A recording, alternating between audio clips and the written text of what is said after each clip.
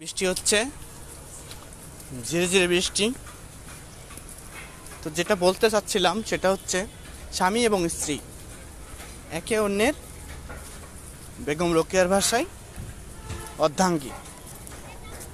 তো একে অন্যের মাঝে যদি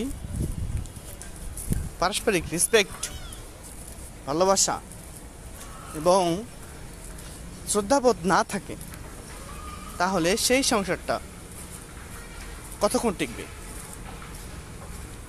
আপনার কি মনে হয় সংসারটা টিকবে আদৌ? মনে করেন মারাত্মক পর্যায়ে চলে গিয়েছে, রেসপেক্ট নাই, হাতাহাতি পর্যায়ে চলে গিয়েছে, তারপরেও কি আপনার মনে হয় সংসারটা টিকার মতো অবস্থায় আছে?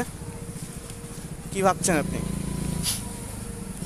আপনার মন এখন কি বলছে? টিকার মতো